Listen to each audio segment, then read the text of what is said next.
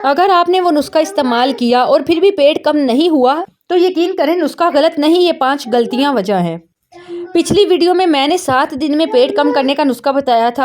بہت لوگ کہتے ہوں گے کہ فرق نہیں پڑتا، فائدہ نہیں ہوتا، تو آج میں سچ بتانے والی ہوں۔ وہ لوگ جنہیں فائدہ نہیں ہوتا، وہ جو غلطیاں کرتے ہیں، جس میں غلطی نمبر 1 کی بات کریں تو لوگ سوچتے ہیں زیادہ پاؤڈر زیادہ فائدہ، جبکہ حقیقت میں زیادہ مقدار پیٹ پھلا دیتی ہے۔ اس کا حل کیا ہے؟ ہمیشہ آدھا چمچ ہی آپ نے اس کا استعمال کرنا ہے۔ غلطی نمبر 2 کی بات کروں گی، کچھ لوگ یہ نسخہ ناشتہ یا رات کو لیتے ہیں جس سے کوئی اثر نہیں ہوتا، جبکہ میں نے بتایا ہے کہ اسے صبح نہار منہ ہی استعمال کرنا ہے۔ غلطی نمبر 3 یہ ہے کہ آپ ٹھنڈا پانی لیتے ہیں۔ اگر لوگ نیم گرم پانی کی بجائے ٹھنڈا یا سادہ پانی کا استعمال کرتے ہیں نا اس نسخے کے ساتھ، یہ سب سے بڑی غلطی ہے۔ ہمیشہ نیم گرم پانی کے ساتھ آپ نے اسے لینا ہے۔